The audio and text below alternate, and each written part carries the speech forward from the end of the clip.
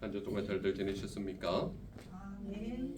우리는 예수 그리스도를 믿는 믿음으로 날마다 승리하는 자, 날마다 좋은 날이 우리 모두의 날이 되시기를 바랍니다. 아멘.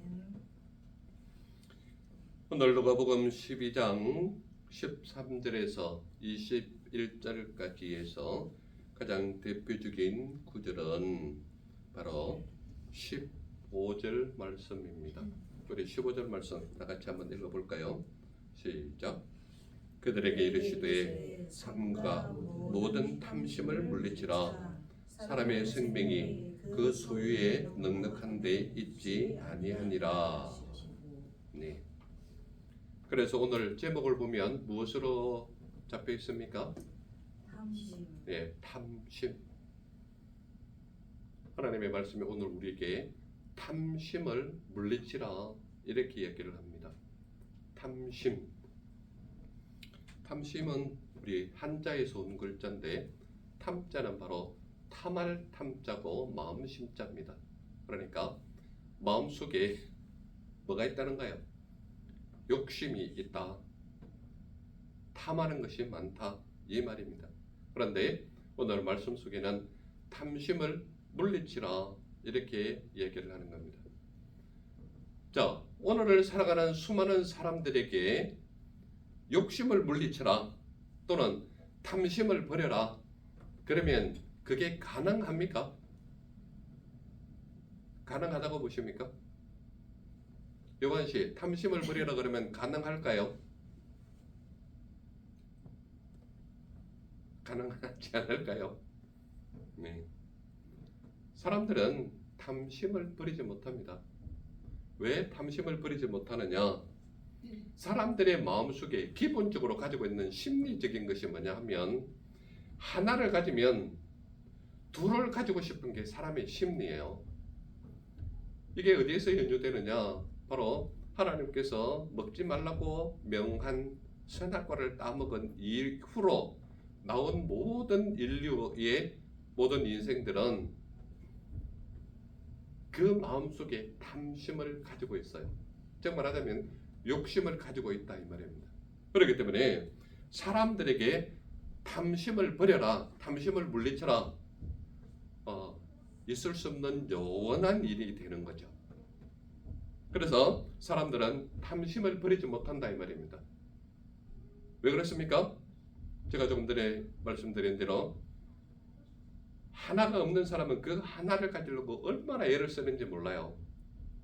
그런데 막상 그 하나를 손에 쥐게 되면 어떻습니까? 돌아보면 누군가는 두 개, 세 개를 가지고 있거든요. 그래서 사람들은 하나 가지면 둘을 가지고 싶기 때문에 탐심을 버릴 수가 없는 겁니다. 그리고 탐심을 버릴 수 없는 이유 중에 여러 가지 것들도 있지만 여러분들 우리 속담에 이런 거 있는지 아십니까? 혹시 속담에 말을 사면 뭘 두고 싶다고 얘기합니까? 말을 사면 그런 속담을 들어본 적이 없는 모양이죠. 말을 사면 종을 두고 싶다라는 속담이 있습니다. 즉 말하자면 사람들의 마음속에는 말을 사면은 말이 없을 때는 말이 엄청 가지고 싶거든요. 그런데 그 말을 막상 소유하게 되면 이렇게 처음에는 굉장히 좋아요. 고삐를 이렇게 막 쥐고 달리니까 엄청 좋아요. 그런데요, 그것도 어느 정도 시기가 지나면 말을 끌고 다니는 종을 두고 싶은 거예요. 쉽게 얘기하면 고삐를 들고 이렇게 하니까 뭔가가 이 폼이 안 난다 이 말이죠. 그래서 양반은 어떻게 합니까? 말의 안장에 탁 앉아서 그냥 에헤 하고 있으면 종이 말을 끌고 가는 그런 모습을 상상하는 겁니다. 그래서 속담에 바로 말을 두면 종을 두고 싶다 이런 속담이 생긴 겁니다. 그러니까 쉽게 이야기하면 말을 사면은 종을 두고 싶은 이유는 뭔가가 폼이 안 나는 거예요. 인생 자체가. 말이 없을 때는 엄청 그것을 가지고 싶고 타면은 뭔가 폼을 날 것 같지 않습니까? 그런데 말을 막상 했는데 엄청 기분 좋게 타고 다니는데 다른 사람을 보니까 말을 끌고 가는 종이 있는 거예요. 그러니까 말을 산 사람은 바로 어떻게 한다고요? 종을 두고 싶기 때문에 탐심을 버릴 수가 없는 겁니다. 이 모든 연유가 어디에서 나오느냐? 인간의 욕심은 끝이 없기 때문입니다.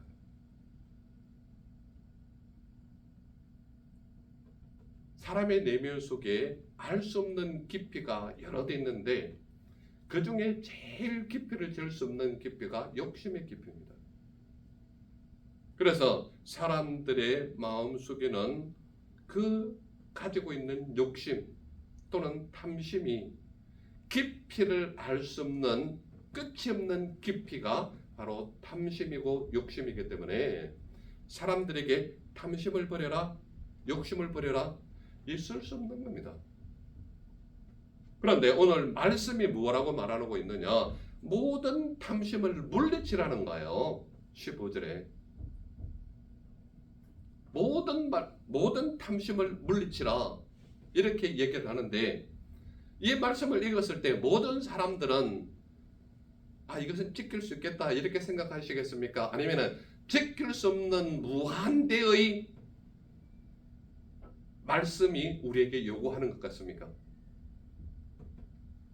이것은 사람들에게는 요원한 부탁이 바로 탐심을 버리라는 겁니다.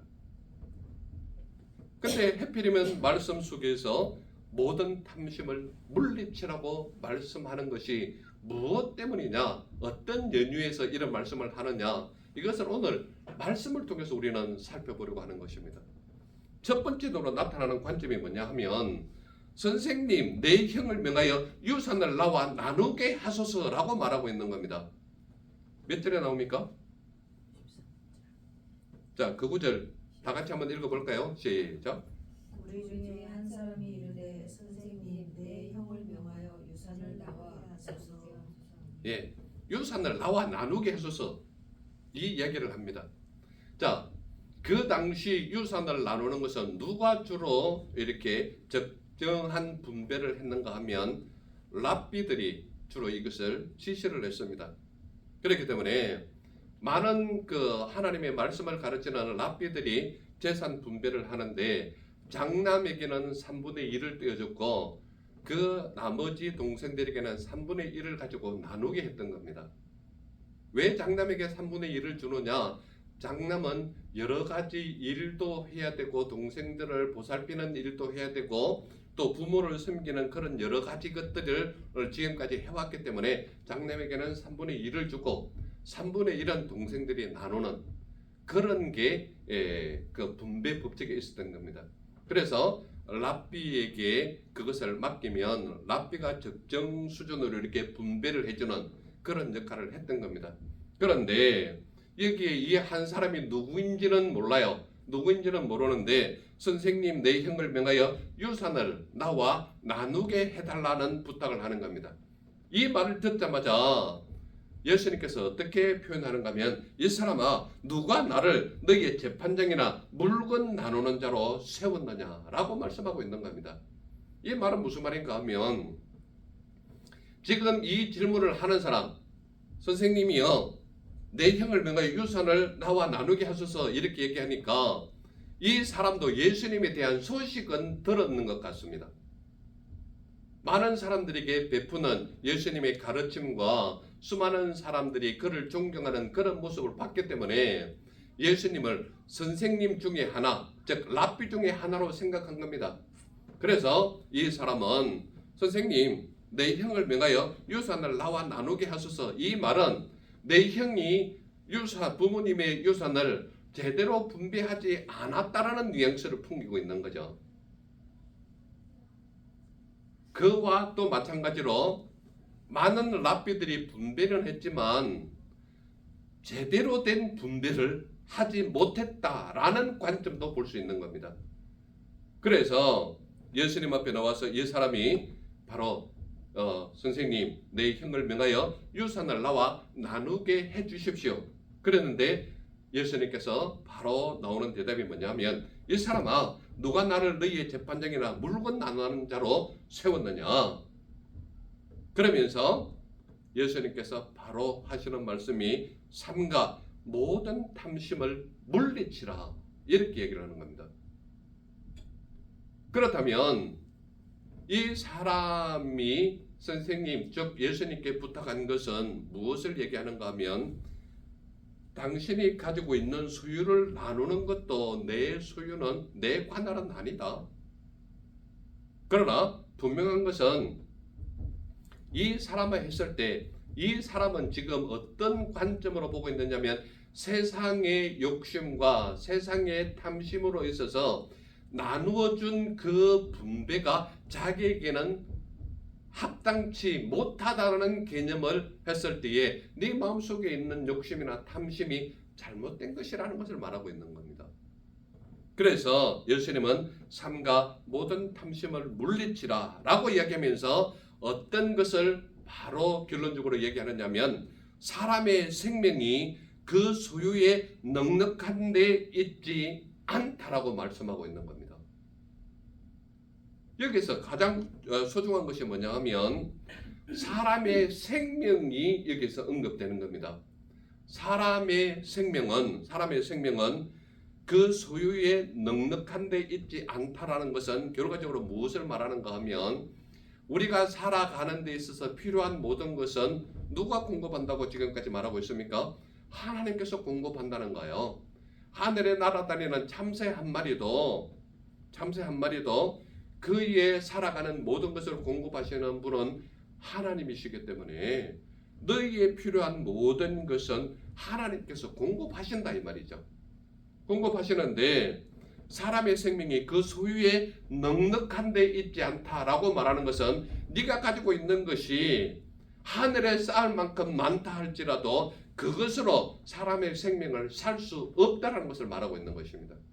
그렇다면 사람의 생명을 주관하시는 분이 누구라고 가르치고 있는가요? 사람의 생명을 주관하시는 분은 여호와 하나님이시다라는 것을 간접적으로 가르치고 있다 이 말입니다. 그래서 여기서 나타나는 것은 사람의 생명이 그 소유에 넉넉한 데 있지 않다라고 말하는 것은 너희가 가진 것이 아무리 많다 할지라도 가지고 있는 그 소유 가지고 너희의 생명을 살 수 없다라는 것을 가르치고 있는 것입니다. 그래서 여기서 나타나는 것은 선생님 내 형을 명하여 유산을 나와 나누게 하소서라고 말하는 것은 나는 세상의 유산을 나누거나 또는 재판장으로 세운 사람이 아니다라고 말하고 있는 겁니다. 그러니까 예수님은 세상의 재판관이 아니라 하늘의 재판관이기 때문에 말씀으로 사람의 생명을 다스리는 분이다라는 것을 은근하게 지금 가르치고 있는 겁니다. 그러니까 머릿속에 하나님의 말씀이 있는 사람은 말씀의 깨달음을 이해할 것이요 말씀이 없고 세상의 가르침이 가득한 사람은 세상의 것으로 가득 차 있기 때문에 하나님의 말씀을 전할 때에 그 말씀이 내 머릿속에 들어오지를 않는가요? 그래서 그 사람의 생명이 그 소유에 넉넉한 데 있지 않다라고 말하는 것은 네가 가진 것이 형의 것과 너의 모든 것을 다 가졌다 할지라도 사람의 생명은 소유에 넉넉한 데 있지 않다라고 분명히 가르치고 있는 겁니다. 이것이 바로 첫 번째 관점이에요. 선생님 내 형을 명하여 유산을 나와 나누게 하소서. 그러면서 예수님께서 설명을 하면서 이러한 것 때문에 너는 탐심을 물리치라 라고 말하고 있는 겁니다. 그렇다면 두 번째 관점은 무엇으로 나타나고 있느냐? 여기에는 한 예화를 들어서 한 사람의 부자를 언급하고 있는 겁니다.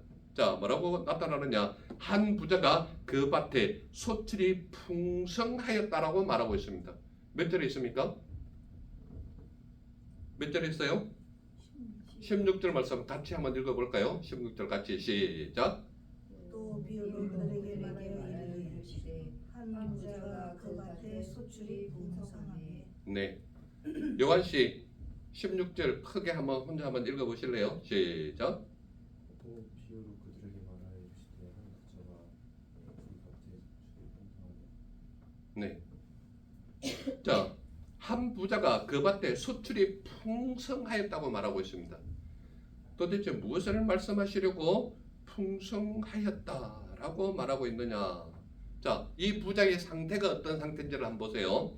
내가 곡식 쌓아 둘 곳이 없으니 어찌할까라고 고민하는 사람이 이 부자입니다. 그렇다면 이 사람이 가지고 있는 것이 얼마나 많은지는 짐작이 가시죠.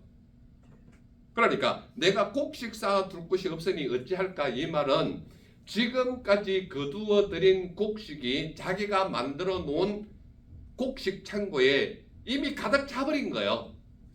지금까지 거두어 들인 곡식 때문에. 그러면 이 사람은 지금 먹을 것 때문에 걱정하는 사람입니까? 아니면 가난한 사람입니까? 먹을 것에 대해서는 전혀 걱정하지 않아도 되는 사람이다, 이 말입니다. 그래서 이 사람의 고민이 뭐냐면, 지금 내가 추수하기 전에 내가 가지고 있는 곡식만으로 내 곡식 창고가 차고 넘친다, 이 말이에요. 그런데 이 사람의 고민거리가 뭐냐? 내가 곡식 쌓아 둘 곳이 없으니 어찌할까? 이 말은 내가 지금 들판에 내가 가지고 있는 키운 곡식이 풍성하게 풍년을 이루고 있다, 이 말이에요.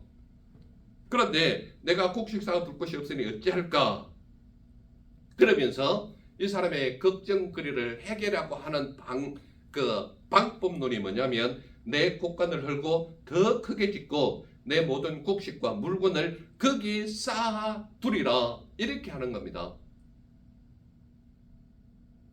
자, 그렇다면 여러분들 잘 보세요. 이 사람이 얼마나 부자인지는 아시겠죠? 지금 이 사람은 어떤 상태냐면, 지금 우리 오늘이 10월 마지막 주인데, 이때쯤 되면은 웬만한 곡식들은 다 추수를 해서 이미 곡식 창고에 다 들어가 있는 상태입니다. 그렇지 않습니까? 그러니까 이때쯤 되면 사실은 우리가 알 수 있는 일반적인 농부들의 곡식 창고는 다 비어 있는 상태에서 이제 추수를 하면 그 곡간을 채우는 이런 사람들의 삶이 대부분이란 말이에요. 그런데 이 한 부자라고 언급하고 있는 이 사람은 지금 들판에 있는 곡식을 아직 거두기도 전에 내 곡간에는 먹을 것이 차고 넘치는 거예요. 그러니까 곡식 창고는 가득한데 고민이 뭐냐? 내가 곡식 쌓아 둘 곳이 없으니 어찌할까? 그러면서 해결 방법론이 뭐냐? 내 곡간을 헐고 더 크게 짓고 내 모든 곡식과 물건을 거기 쌓아 두리라. 이게 방법론이에요. 그러면서 이 사람이 내 삶을 어떻게 하겠다라고 결정하는 것이 뭐냐? 영혼아, 여러 해 쓸 물건을 많이 쌓아두었으니 평안히 쉬고 먹고 마시고 즐거워하자. 여러분들, 요즘은요, 웬만하면은 휴가 기간이 조금 오래게만 주면 대부분 해외로 나갑니다. 많은 사람들이요, 돈 벌 곳이 없다, 또는 직장에 쉬고 있다, 또는 일거리가 없어서 놀고 있다 이러는데요. 지난 추석 여러분들 지나보시면 아시겠지만 지난 추석 기간에 휴가가 조금 길었습니다. 그런데요, 그렇게 없다고 고함치고 조금 없는 척 하는 사람들이 그렇게 많음에도 불구하고 추석 휴가 때 인천공항에서 외국으로 빠져나간 사람만 120만이라고 얘기합니다. 그러면 이게 도대체 없는 사람의 삶의 모습일까요? 아니면 여유만 있으면 마음 놓고 쓰려고 하는 사람들의 모습이 더 많을까요? 저는 이런 현상을 보고 우는 소리 따로 있는 것 따로 이렇게 생각을 하는 거예요. 제가 볼 때에 정말 없어서 힘들고 어려운 상태라면 오히려 국내에 있으면서 자연스럽게 생활하거나 이렇게 할 수 있는 여건들이라 저는 생각을 합니다. 그런데요, 추석 기간에 연휴 기간이 조금 길었을 뿐인데 우리나라 사람들이 그 기간을 통하여 외국으로 나간 사람들이 120만이라면 이거는 엄청난 숫자거든요.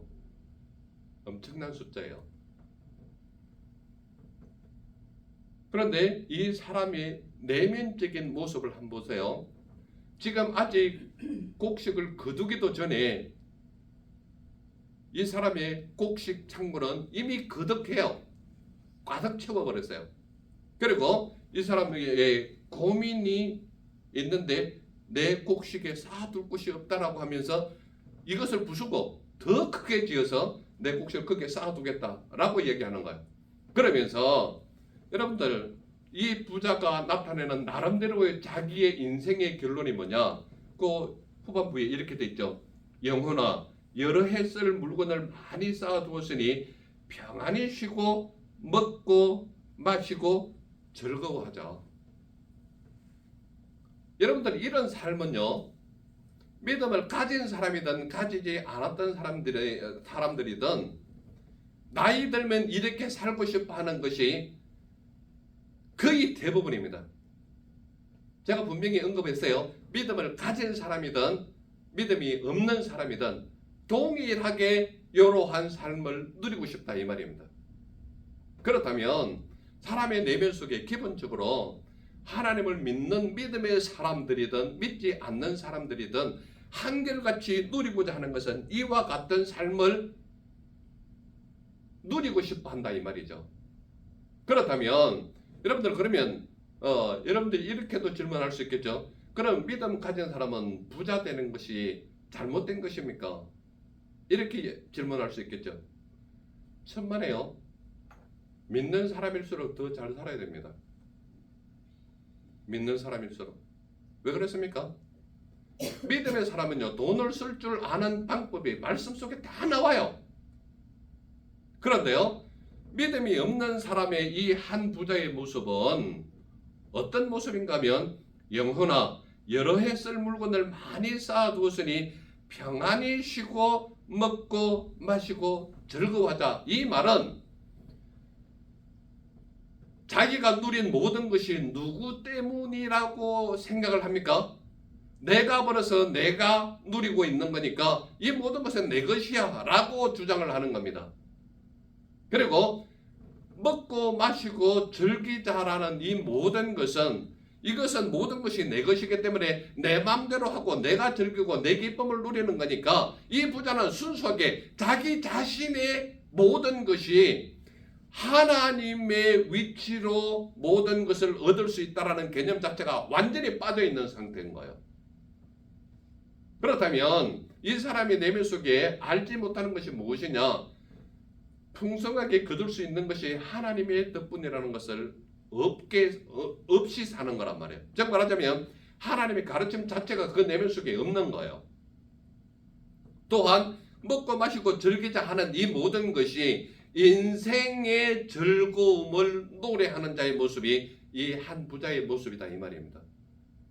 그러니까 이 사람의 내면 속에 인생을 즐기고 누리고 모든 기쁨을 누린다라는 것은 하나님 안에서 누린다라는 개념 자체가 빠져버린 그야말로 자기 자신의 인생을 즐기는 것과 흔히들 세상 사람들이 말하는 캐슬한 세라의 모습이 이 사람의 인생의 철학인 거예요. 여러분들에게 한번 질문해 볼까요? 여러분들은 지금 이 한 부자처럼 내가 가진 것이 곡식이 거득하고 내 인생에 풍성히 쓰고도 남을 만한 재정적인 것이 충분히 채워져 있어요.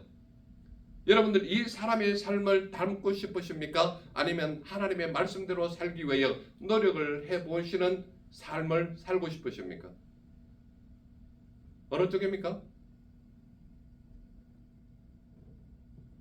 굳이 대답은 안 해도 됩니다.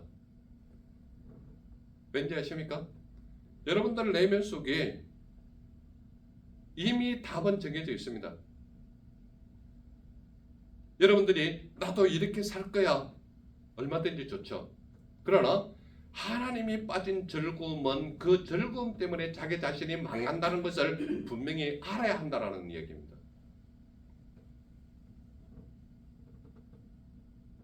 분명하게 우리에게 전해지는 두 번째 관점이 뭐냐면 한 부자가 그 밭에 소출이 풍성했다라는 관점을 우리에게 주는 의도가 뭐냐 이 말이죠. 그렇다면 세 번째 관점은 오늘 우리에게 무엇을 말하고 있을까요? 세 번째 관점은 오늘 밤에 내 영혼을 도로 찾겠다라는 관점입니다. 우리 20절 다 같이 한번 읽어볼까요? 20절 다 같이 시작. 하나님은 이르시되 어리석은 자여 오늘 밤에 내 영혼을 도로 찾으리니 그러면 내 준비한 것이 누구의 것이 되겠느냐 하셨으니. 이 관점을 잘 보시기 바랍니다. 한 부자가 그 밭에 소출이 풍성하였다 그랬고 자기 영혼을 들어 영혼아 여리에 쓸 물건을 많이 쌓아뒀으니 평안히 쉬고 먹고 마시고 즐거워하자. 그런데요 세 번째 관점에 우리에게 분명히 말씀하시는 것이 무엇이냐, 오늘 밤에 내 영혼을 도로 찾겠다라는 겁니다. 그런데요 오늘 밤에 내 영혼을 도로 찾겠다라고 하는 그 바로 앞에 뭐라고 적혀 있느냐 하면 어리석은 자여라고 말하고 있습니다. 어리석은 자여. 누가 어리석다는 겁니까? 한 부자가 어리석다는 얘기입니다. 왜 그렇습니까? 그가 누리는 모든 것이 어디에서 왔는지를 모르는 거예요. 그러니까 그는 그 인생 자체만 즐기고 그 인생 자체만 누리고 그 인생 자체만 기쁘게 여기는 그 삶 자체는 하나님이 빠진 오직 인생의 모습만 나타나는 부자가 이 한 부자라는 것을 나타내고 있다 이 말입니다. 그래서 세 번째 관점은 우리에게 무엇을 말씀하고 있느냐, 오늘 밤에 내 영혼을 도로 찾겠다라고 말하고 있는 거예요. 오늘 밤에 내 영혼을 도로 찾겠다 그러면서 바로 앞에 어리석은 자여 이 말은 오늘 밤에 내 영혼을 찾는 분이 누구인지를 알면 네가 그렇게 안 산다라는 얘기를 하는 겁니다. 제가 이 공원에서 늘 저게 전도할 때에 뭐라고 얘기합니까? 여러분들 오늘 밤에 죽으시면 여러분들은 천국에 갈 자신 있습니까? 제가 그런 질문을 제일 먼저 합니다. 여러분들도 여기 계신 분들 다 들어봤지 않겠습니까? 오늘 밤 네 영혼을 도로 찾겠다라는 관점의 맨 앞에 바로 직접적으로 어리석은 자여, 하나님이 빠진 인생은 어리석은 인생이다 이 말입니다. 하나님의 말씀이 없는 인생은요 허무한 인생이 되고 만다는 이야기입니다. 하나님의 가르침을 따르지 않는 자는 인생 자체가 잘못된 인생이라는 것을 분명히 언급하고 있는 거예요. 그래서 오늘 밤에 내 영혼을 도로 찾겠다라고 얘기하면서 바로 앞에 어리석은 자여 이 말을 하고 있는 거예요. 하나님 없는 인생 자체는 어리석기 짝이 없는 인생이 바로 어리석은 자의 삶이다 이 말입니다. 그러므로 믿음 없는 자의 떵떵거리고 부자로 사는 그 사람을 부러워하는 인생을 가지고 있는 믿음의 사람이 있다면 그 믿음 자체가 잘못된 것이라고 말하고 있는 거예요. 이 세상에서 아무리 없이 살아도 하나님을 믿는 믿음의 사람은 결코 가난하지 않다라는 것을 하나님께서 직접 말씀해주고 있는 거다 이 말입니다. 오늘 밤에 내 영혼을 도로 찾겠다라고 말하면서 앞에 어리석은 자여 말하고 있는 것은 하나님 없는 인생, 말씀 없는 인생, 예수 그리스도의 능력이 나타나지 않는 인생은 어리석기 짝이 없다 이 말입니다. 예수님께서 분명히 말씀하고 있지 않습니까? 어리석은 자여 오늘 밤에 내 영혼을 도로 찾겠다고 얘기하면서 그러면 어떻게 했다는 거예요? 내 영혼을 오늘 저녁에 내가 찾겠다. 그러면 내 준비한 것이 누구의 것이 되겠냐고 분명히 말씀하고 있는 겁니다. 즉 말하자면 그냥 돌려서 말하지 않겠습니다. 오늘 밤 네가 죽는다면 네가 준비한 모든 것 누가 누리겠냐 이 말입니다. 누가 누구겠냐 이 말이죠.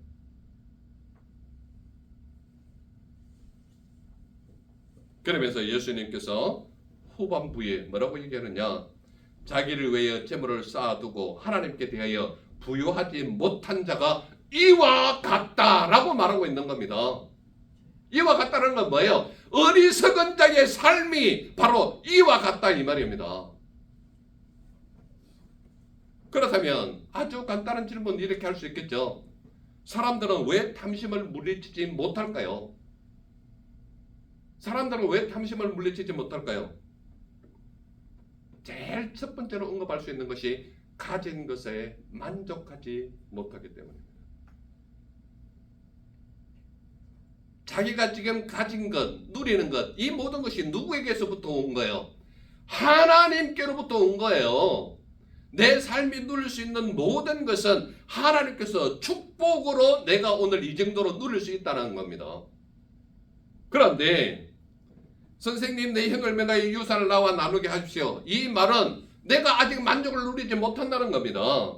한 부자가 그 밭에 소출을 풍성하였는데 곳간에 쌓을 곳이 없다. 그러니 내 곳간을 부서뜨려서 더 크게 만들어서 거기에 쌓아두겠다. 그런데 오늘 저녁에 네 영혼을 도로 찾겠다라고 말하는 거예요. 무엇 때문입니까? 인간의 탐심 때문이거든요. 그래서 사람들은 왜 탐심을 물리지 못하느냐? 가진 것에 만족하지 못하기 때문에 탐심을 버리지 못한다 이 말입니다. 사람들은 왜 탐심을 물리치지 못하느냐? 늘 다른 사람과 비교하기 때문입니다. 다른 사람들이 사는 모습과 나를 비교해보면 내가 늘 부족하거든요. 내가 늘 무언가가 모자라거든요.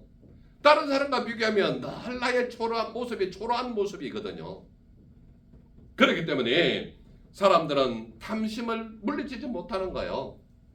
왜 다른 사람과 나를 비교합니까? 나는 하나님께로부터 오는 모든 복록을 받아 누리는 믿음의 사람인데 믿음을 가지고 있다 하면서 다른 사람과 자꾸 비교하다 보면 끊임없이 나락으로 떨어질 수밖에 없는 존재가 연약한 인간의 모습이거든요. 그러므로 무엇을 하든지 간에 내 자녀를 가르칠 때에도 다른 학생들과 비교하는 모습이 있다면 그 부모가 처참한 모습을 볼 수밖에 없는 거예요. 내 자녀가 잘할 수 있는 것은 하나님께로부터 받은 달란트가 그에게 있는 겁니다. 그러므로 내 자녀를 다른 사람과 비교한다면 그는 부모로서 자녀들을 오히려 더 나쁘게 하는 영향을 끼칠 수밖에 없는 게 바로 비교거든요. 그러므로 어느 누구와 비교하지 말고 하나님께서 그에게 주신 달란트를 잘 개발해서 하나님께 영광 돌리는 삶이 가장 뛰어난 삶인 거예요. 그러므로 다른 사람과 비교하기 때문에 탐심을 물리치지 못한다는 것은 우리가 마음속에 깊이 새겨야 할 문제다 이 말입니다. 또한 사람들은 왜 탐심을 물리치지 못하는가 하면 누리는 것이 어디에서 왔는지를 모르기 때문에 탐심을 버리지 못한다 이 말입니다. 오늘을 살아가는 저와 우리 모두는 우리가 누리는 이것이 얼마나 큰지 모릅니다. 이 모든 것이 하나님께로 왔기 때문에 하나님 안에서 만족감을 누려야 하는 것뿐만 아니라 하나님께서 이만큼 주셨기 때문에 감사하는 자의 삶이 바로 우리의 삶이 되어야 된다는 것을 말하고 있는 것입니다. 예수님은 모든 탐심을 물리치라고 말씀하시는 분이 우리가 믿는 예수님이시다 이 말입니다. 오늘 밤 내 영혼을 도로 찾으면 내 것은 누구의 것이 되겠느냐고 우리에게 질문하시는 하나님이 우리 예수님이십니다. 또한 예수님은 자기를 위한 재물을 쌓아두고 하나님께는 부여하지 못한 자가 이와 같다고 말씀하시는 분이 우리 예수님이시다 이 말입니다. 여러분들은 재물을 하늘같이 쌓아놓고 오늘 밤 여러분들이 하나님께서 부르신다면 그 쌓아놓은 곳은 누가 누리겠냐 이 말이에요. 그러므로 얼마나 우리에게 탐심을 물리치라고 말씀하시는 하나님께서 얼마나 우리에게 적절한 비유를 하고 계십니까? 오늘 밤 네 영혼을 부르겠다면 네가 쌓아놓은 그 모든 것은 누구 것이 되겠냐 분명하게 질문하고 있지 않습니까? 그리고 무엇보다도 사람의 생명은 소유에 넉넉한 데 있지 않다라고 말씀하시는 하나님이 우리 예수님이시다 이 말입니다. 그러므로 내가 아무리 소유가 많고 넉넉하고 차고 넘치는 창고에 가득 채웠다 할지라도 내가 가진 그 소유물로 말미암아 내가 생명을 다시 한번 살리는 그러한 역사는 일어나지 않는다 이 말입니다.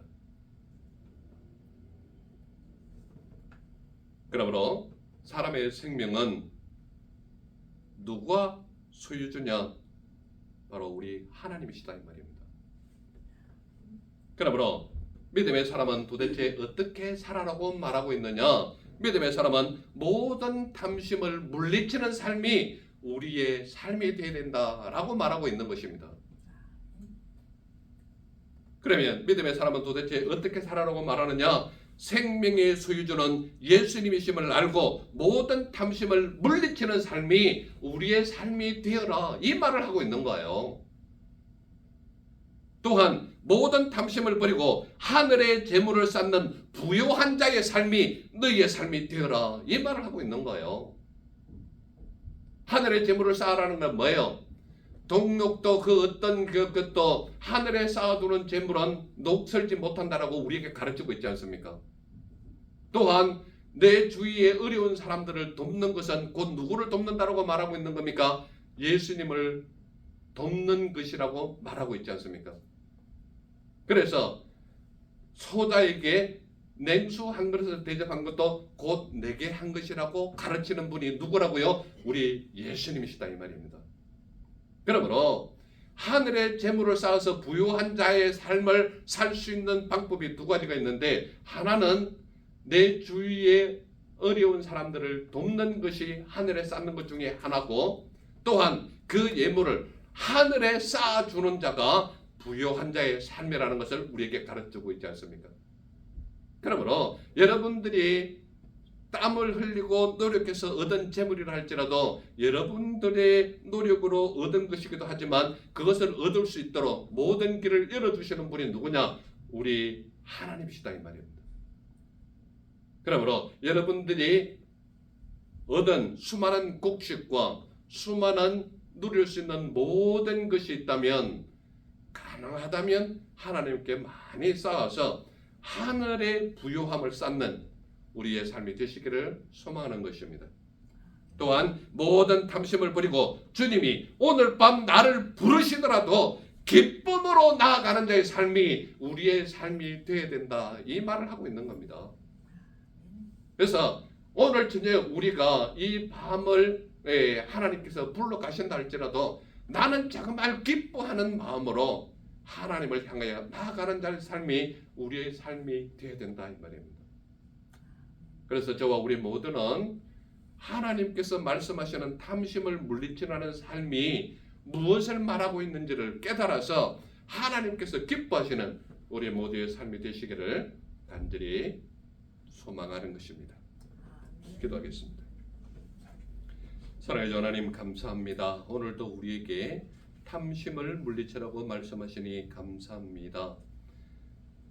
우리의 모든 생각과 삶이 말씀에 입각한 삶이 되게 하시고 주님께서 기뻐하시는 삶이 되게 하옵시고 하늘의 재물을 쌓아서 부유한 자의 삶을 누리는 우리 모두의 삶이 되게 하옵소서. 함께 하시고 이끄시고 너를 채우심을 믿사오니 주님으로 영광받아 주옵소서. 날 보내주신 예수님 이름으로 감사하며 기도드렸사옵나이다. 아멘. 아멘.